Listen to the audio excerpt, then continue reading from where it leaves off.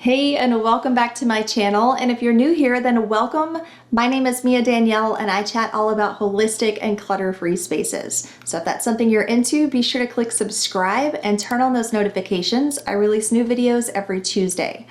Now, today I'm actually going to be chatting about things that I am not so minimalist with. So I talk a lot about things that I only own one of, or things that I don't own any of, or how to minimize this and that. But there are some things that I am not super minimalist about. So I'm going to share those with you today.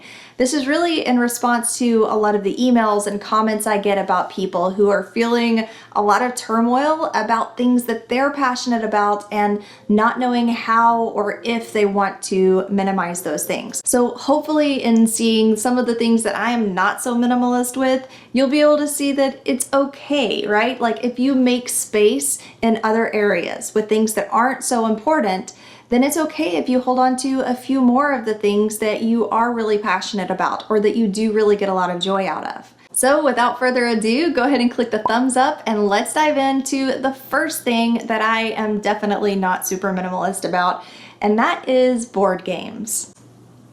Board games and card games. This is something that is a particular interest and enjoyment of my family and the friends that we have. In fact, mine and Matt's social group consists of weekly game nights where we get together and we play strategy board games. So we are really into games. This is the grouping of games that we actually play, and by we I mean myself and Matt and our kids. Most of the games that we play at our board game nights are hosted by other people, so they have some of the games that we play, but these are the ones that we play when we go to the beach or when we just feel like having a board game night here at the house, or during the summer when Matt and I will just get into a game together.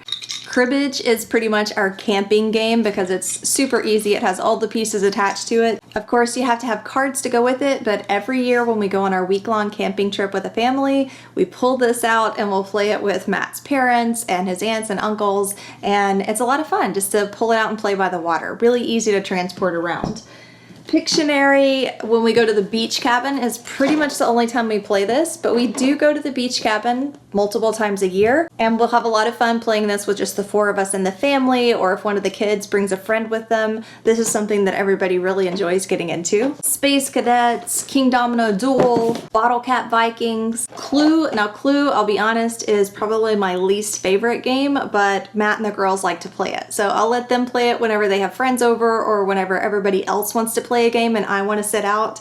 Not the biggest fan of Clue, but people won't let me get rid of it, so here we are. Rummy Cube we actually all really like. In fact, I think it was last summer, we played this just about every night for weeks straight. So it's actually a lot of fun to get into, and it's really easy to get kids involved in it too. So this is a really good one. Exploding Kittens, classic. It's one of the first games that I played when I went to one of our strategy board game nights, just as like an icebreaker. And so I bought it for my daughter for Christmas, and now she loves it. It's one of her favorites. Definitely a classic, good game to get, especially for larger groups of people. And Innovation has become a family and friends favorite. We definitely bring this one every time we go camping as well, and we'll have competitions like between myself and Matt, or myself and Matt and our youngest daughter. We'll play it like with friends over at game nights. It's a big thinker. It's definitely more of a strategy game, but it comes in a compact little box, and this game is awesome. Now, I'm a huge fan of everything Tiny Epic. They come in these tiny little boxes, and just like as the name suggests, Tiny Epic, they're epic games in small boxes. So we've got Tiny Epic Galaxies, which is the first one that I ever played, and I love this game. And then we were gifted Tiny Epic Dinosaurs, which is also a lot of fun. So I think we even maybe have one more of the Tiny Epics somewhere in our kit, or maybe it belongs to one of our friends, but I love this whole franchise. Love Letter, family favorite, small package, easy to bring places. It's one of those interactive games where you're trying to sneakily get each other out and lie about who you are. It's a lot of fun. We actually had another one and it got destroyed on one of our trips, so we bought a replacement because we like it so much. Dragonwood, King Domino, both great games. Codename Pictures, a lot of fun if you have like a group of people that you're playing with. It's one of those where you have somebody who's giving the rest of their team clues and another person who's giving their team clues, and whoever's team gets all the clues first wins.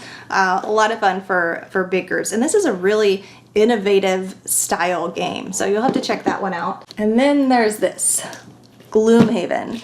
Maybe you've heard of it. It's a really large, in-depth role-playing style game. Matt had been researching it for us to play for a long time because it is a more expensive game. And so I bought it for him for Christmas.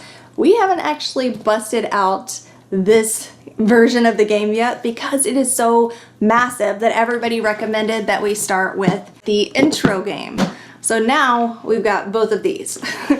We did start with the intro game. We started on that last summer, and so we've been playing through many of the scenarios, and I know that we're gonna probably finish that up this summer and then dig into the big one, and it's gonna be one of those ongoing epic type of gaming experiences. So as you can see, we're big gaming nerds here, and this is not an area of minimalism for me and my family. It doesn't work for us. But because we're able to keep down so much of the other clutter and have so much extra storage, we're able to hold on to the games that we actively enjoy playing. Now, I've definitely discarded many games that we're no longer playing or that we tried and we just weren't that into, but these are the ones that we love and that we go back to over and over again. It's probably gonna be super echoey in here, so I apologize in advance. We have a lot of wood floors and walls and windows in this section of the house, which is why I don't normally video here.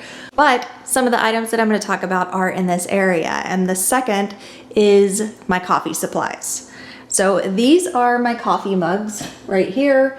We've got 6 of them over here, and I am the only person who drinks coffee in this house. My oldest daughter, who's 15, will occasionally get a frozen drink from Starbucks, but she doesn't like hot coffee. So these mugs are in fact just for me, and I do have 2 to-go coffee mugs as well for when I'm taking a road trip. So not the most minimalist solution. I could very easily have 1 or 2 mugs that I rinse out and reuse. However, I enjoy coffee. I enjoy the whole process and the experience, and I like the style and the look of the mugs. I like being able to have the stacked up tier. I use it as decor for my kitchen, and so it's not really hindering anything for me. I'm not having to take any extra steps. It's not wearing me out. It doesn't look cluttered, so it works for me. Matt actually got me this thing for Christmas per my request, and it just stays on its counter spot right here. It kind of, again, adds to the decor of the kitchen, so we don't just have plain white countertops with no kind of eye-popping decor. Matches the color scheme, and so I really like them. I even like the style of them if I wasn't using them all the time, which I am.